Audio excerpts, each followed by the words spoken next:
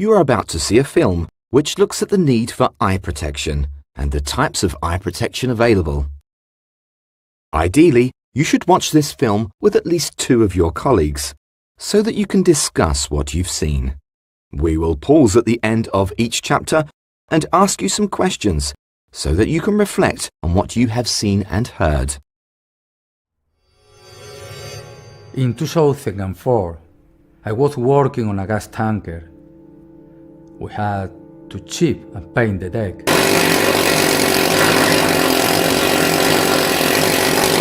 It was very hot work. Really hot. More humid. Terrible. I was sweating a lot. I was wearing goggles, but I couldn't see from the sweat. So I took off the goggles and just put on my sunglasses because there was a lot of sun. I carried on working like that.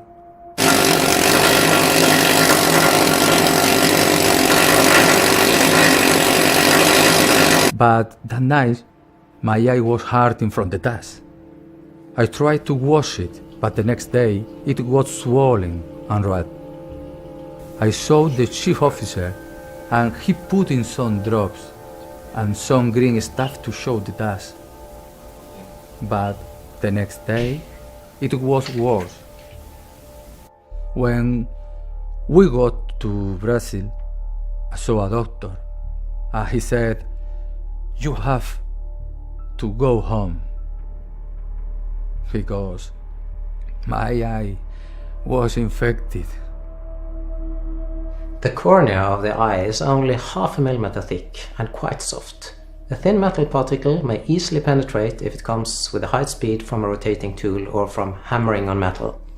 It's not only the pain and suffering when the injury happens, but it is countless visits to the ophthalmologist the following years due to complications such as keratitis, glaucoma, cataract and retinal detachment. Often there is need for several operations. You will need your eyes the rest of your life, and you will regret it forever if you lose your sight because you did not take a minute to pick up your safety glasses. Eye injuries still happen on board of ships despite detailed procedures within safety management systems, despite having posters warning you of the dangers in the workplace. Incidents still unfortunately happen. It's due to inadequate use of eye protection or the wrong eye protection for a specific job that you actually do. Do you think that because it was hot and humid, this was a good reason to swap goggles for sunglasses? What feature of goggles should help prevent them misting up? Have you ever seen someone else on board using the wrong eye protection, or no eye protection, when they should have been? What did you do about it? Click the pause button and start your discussion.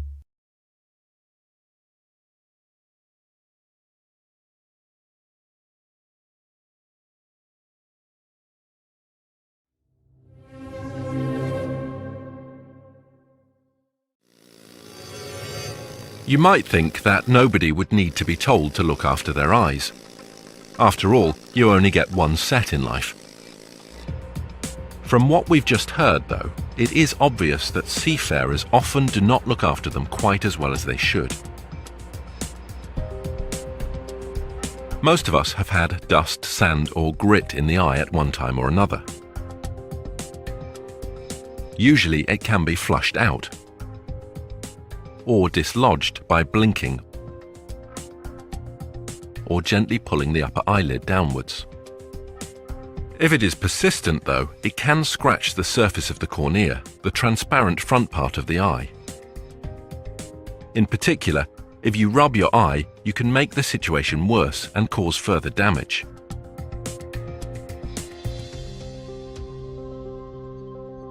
If you get a corrosive liquid, such as acid or bleach, into your eye, it can damage a larger surface area very quickly. Immediate and extensive flushing is required to minimize any damage. If you get struck in the face, normal protective eye equipment will probably be of limited use. But it is at least a barrier which might lessen any damage, even if it does not ultimately prevent it. Surrounding bone may be damaged and tissue bruised or cut. Sharp, intense, bright light will be extremely damaging to the eye, particularly if experienced over any length of time. For example, this can be caused by the arc produced by welding, or even just staring at the sun. It may result in blurred vision, burning sensations, and severe headaches. Inside the eye, the fluid in the blood vessels of the retina becomes bleached or oversaturated. Eventually, if exposure to the light continues, the retina itself burns, causing permanent and irreversible damage. Protective eye equipment does what it says on the packet. It is there to protect your eyes, principally in a work environment. In other words, if there is a threat of damage to your eyes when working, you should be wearing eye protection. There is also another reason why you should be wearing the equipment. Your company's safety management system will contain instructions on the use of protective eye equipment. If you fail to follow them, you may find yourself in trouble on board. More significantly though, if an accident happens and you have failed to follow procedures, this may affect your ability to claim compensation for any injury. That includes loss of sight or other eye damage. Have you ever got any dust or harmful liquids in your eye? How did it happen, and what did you do? If some dirt got in your eyes at any time, do you know where the nearest eye wash station is?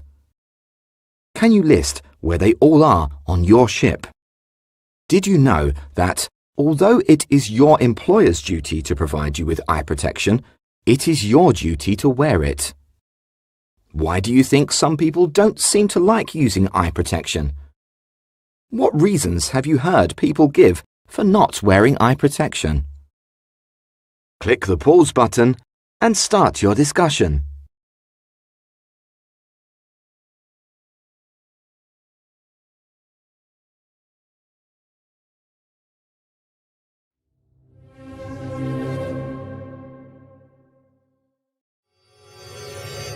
So, when do you need to wear protective eye equipment?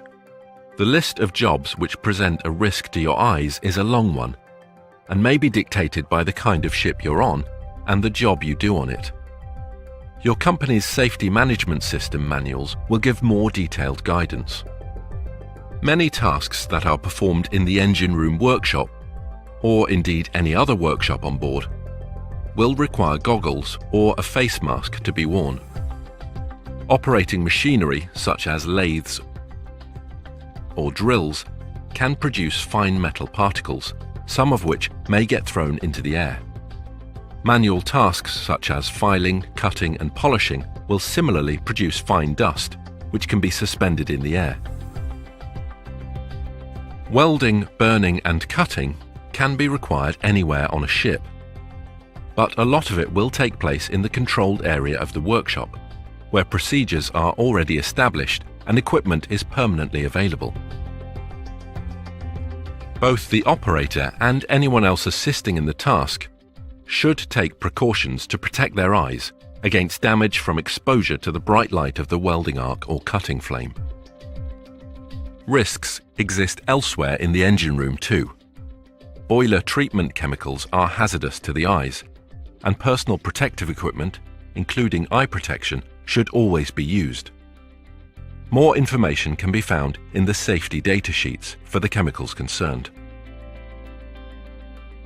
Moving to the deck, a lot of bulk cargoes produce dust during loading and discharging. Goggles will protect the eyes from particles floating in the air. Some tanker operations can expose crew members to the risk of contact with dangerous liquids. Connecting and disconnecting hoses and tank cleaning are examples of this. Specialist chemical tankers and gas carriers will have well-established procedures for these operations. Wearing eye protection will already be a routine requirement for those working on board such vessels. Maintenance on deck can be a dirty activity. For example, chipping always produces dust, with mechanical descaling equipment sometimes throwing up large clouds of dust and fine particles of rust and old paint. Even just washing down or sweeping may throw up dirt, which can get into your eyes. Some areas on board do not immediately present the same level of risk, but to the crew member it is just as real. Take the galley, for example. Cleaning down can involve the use of chemical cleaning agents, which are hazardous to the eyes. Some would say we are fortunate to see a lot of sunlight at sea, especially if we trade in the tropics. Few people would immediately classify sunlight as an occupational hazard. However, bridge watchkeepers and lookouts spend a lot of their time scanning a brightly lit horizon, and there can also be reflection from the sea surface. Exposure to the ultraviolet radiation in sunlight is a known cause of eye disease. If you were driving a car in sunny conditions, you would probably not think twice about wearing sunglasses. So do the same at sea. Protect your eyes from bright sunlight. What jobs do you do that need eye protection? Are there any jobs that you do, maybe involving dust or cleaning agents, where you haven't used eye protection before? What about washing down? Do you always wear eye protection? Do you think you protect yourself enough from bright sunlight? What about everyone else on board? Click the pause button and start your discussion.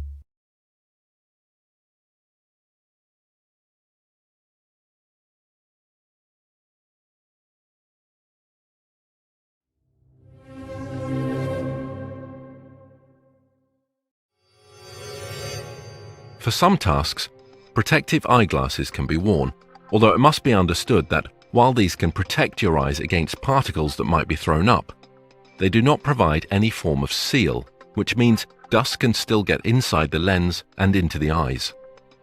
In any event, a wraparound style with a good range of vision is preferred.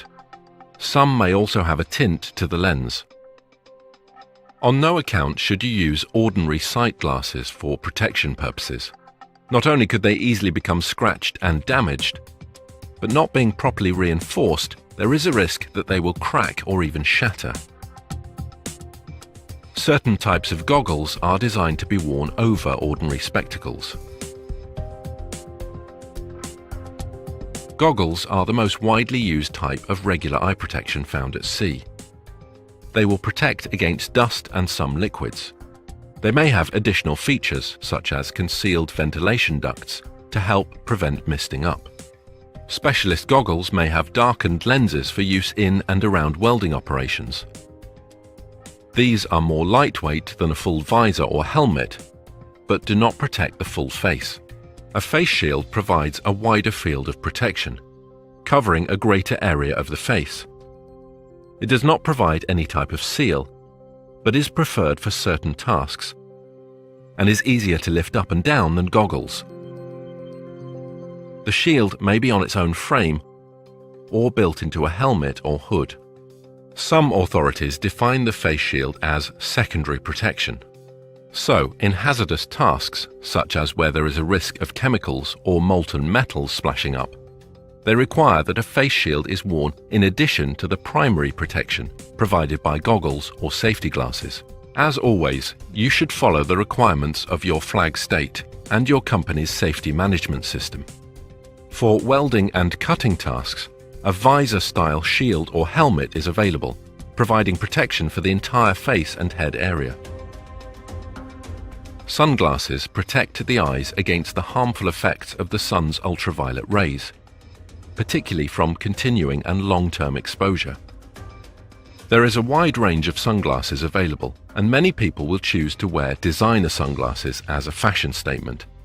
However, you should carefully evaluate the benefits of anti-glare, photochromic, or reactive and polarizing features if you are to wear them regularly for work. Did you take notice from the video about when you need wraparound safety glasses? Do you always use the right type of safety glasses, or do you just use what is nearest and easiest to get? Have you seen anyone else just using their normal glasses as though they were safety glasses? Did you do anything about it? Given what you've seen, do you think you always use a face shield when you should? Click the pause button and start your discussion.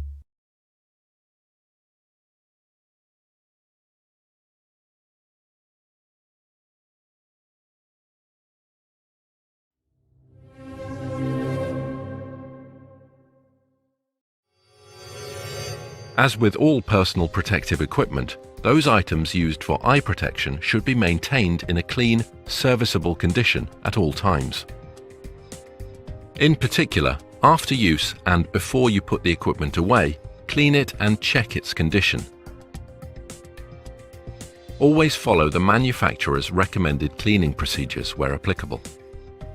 Clean away all debris from the lenses and wipe the inside surfaces, using a mild disinfectant and a clean cloth.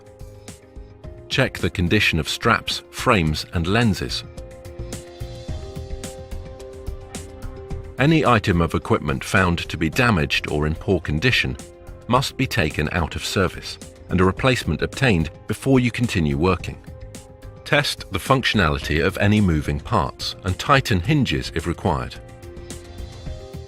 Keep your protective eye equipment in a clean, dust-free environment when not in use.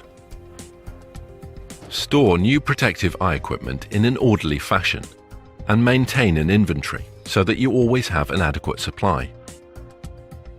Is the eye protection on board your ship always in a good condition? Do you always help this situation by cleaning equipment after use and storing it somewhere clean and safe?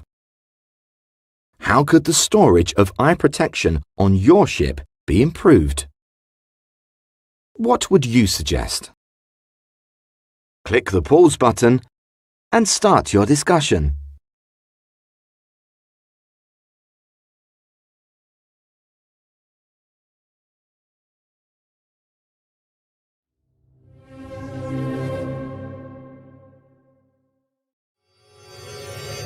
In this safety video, we have looked at the use of protective eye equipment on board ship. The aim has been to raise your awareness of its purpose and use.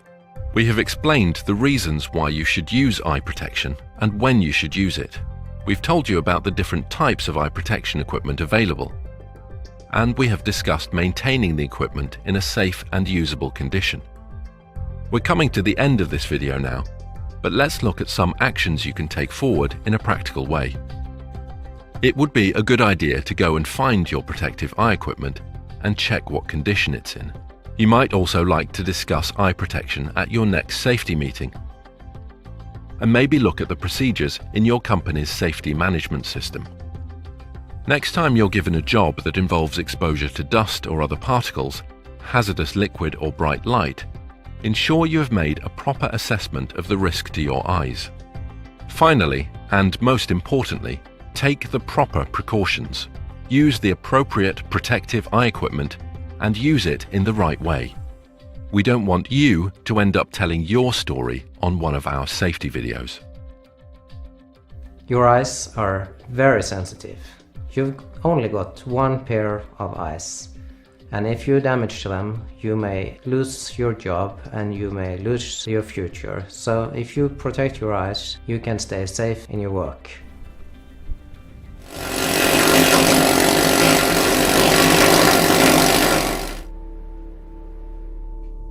In them, I couldn't see at all.